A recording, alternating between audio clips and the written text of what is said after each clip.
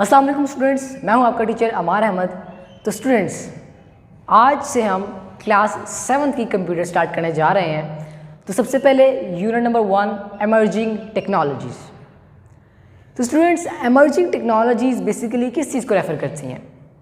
Emerging technology, emerging मतलब उभरती हुई, यानी कि कोई नई आती हुई टेक्नोलॉजी या कोई पुरानी टेक्नोलॉजी जो अपडेट हो गई है, ठीक है, इनको कहते हैं हम एमर्जिंग टेक्नोलॉजीज़।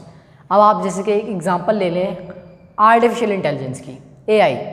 आपकी जो आर्टिफिशियल इंटेलिजेंस है वो इमर्जिंग टेक्नोलॉजी है, क्योंकि वो बहुत ज़्यादा नई टेक्नोलॉजी आई है और काफ़ी अच्छी टेक्नोलॉजी है और अब काफ़ी उभरती जा रही है, यानी कि एक वाइड रेंज में उसको इस्तेमाल किया जा रहा है।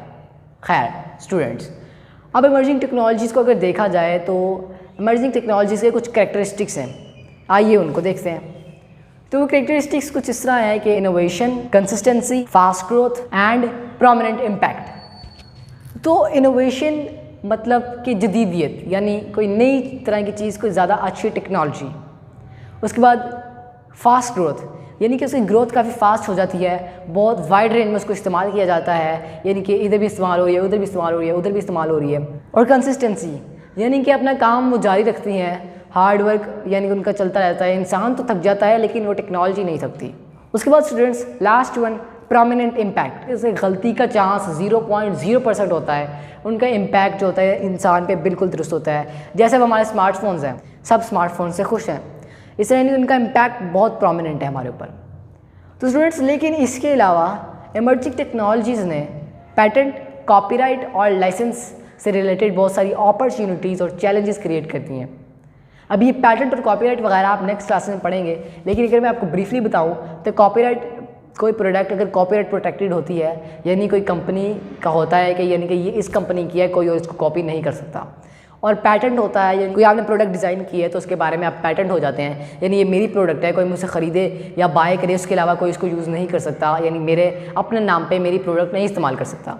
और लाइसेंस भी इसी तरह की चीज़ होती है कि जब आप कोई प्रोडक्ट ख़रीदते हैं तो उसके साथ आपको लाइसेंस मिलता है कंपनी की तरफ से। कोई सॉफ्टवेयर ख़रीदते हैं तो जब तक आपके पास वो लाइसेंस नहीं होगा आप सॉफ्टवेयर को एक्सेस नहीं कर सकते। खैर स्टूडेंट्स, अब अगर हम एग्जांपल्स की तरफ देखें तो आज के लेक्चर में हमें जस्ट 4 एग्जांपल्स करनी है। फर्स्ट फोर एग्जांपल्स क्या हैं? Robotics, artificial intelligence, self driving cars and digital printers. तो स्टूडेंट्स, ये इमर्जिंग टेक्नोलॉजीज़ की एग्जांपल्स हैं। ये वो टेक्नोलॉजीज़ हैं जो आजकल बहुत ज़्यादा उभर रही हैं, बहुत ज़्यादा सामने आ रही हैं। सबसे पहले देखते हैं रोबोटिक्स को।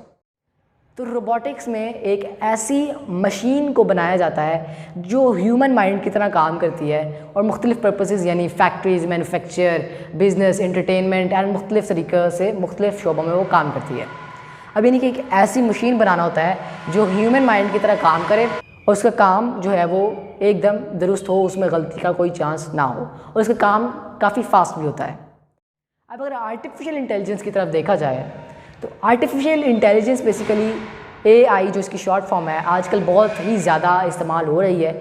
आर्टिफिशियल इंटेलिजेंस में कोई रोबोट नहीं डिज़ाइन किया जाता, लेकिन रोबोट की तरह का एक सॉफ्टवेयर डिज़ाइन किया जाता है और वो सॉफ्टवेयर भी एकदम ह्यूमन माइंड की तरह काम करता है। आर्टिफिशियल इंटेलिजेंस के अंदर मुख्तलिफ ह्यूमन फीचर्स जैसे voice recognition and decision making वगैरह शामिल होती हैं, यानी ये सारे फीचर्स उसके अंदर होते हैं और वो ये सारी चीज़ें कर सकता है।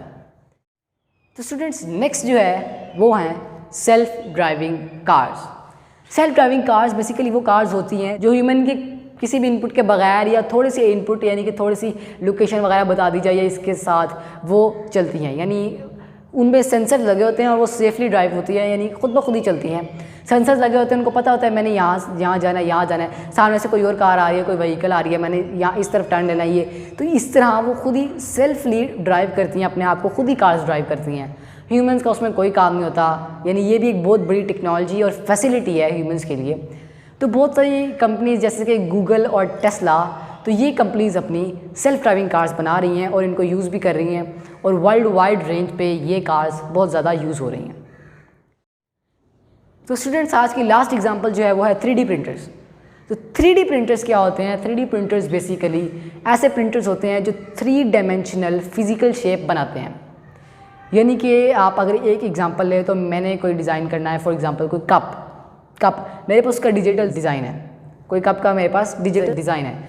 मैंने 3D प्रिंटर के अंदर उसको इनपुट किया डिज़ाइन को, 3D प्रिंटर मुझे वो 3 डायमेंशनल फिजिकल शेप बना के दे देगा। आप लोग हैरान होंगे इस बात पे, लेकिन ये टेक्नोलॉजी भी स्टूडेंट्स आ चुकी है। अब अगर कप को देखा जाए तो वो सिर्फ एक प्रिंटर पे पेपर की तरह प्रिंट नहीं निकालेगा। 3D प्रिंटर जो है वो पूरा 3 डायमेंशनल फिजिकल शेप आपको देगा कप की, कि ये आपका कप है, ये डिज़ाइन आपने दिया था। तो स्टूडेंट्स 3D प्रिंटर्स भी अच्छी एग्जांपल हैं इमर्जिंग टेक्नोलॉजीज़ के। तो आज के लेक्चर में हमने इमर्जिंग टेक्नोलॉजी का इंट्रोडक्शन देखा और इसके अलावा सम एग्जांपल्स, पहली 4 एग्जांपल्स देखी। इंशाल्लाह ताला स्टूडेंट्स नेक्स्ट लेक्चर के अंदर हम उसकी लास्ट एग्जांपल्स जो हैं उनको देखेंगे और आगे पढ़ेंगे। तब तक के लिए अपना बहुत सा ख्याल रखिएगा। अल्लाह हाफ़िज़।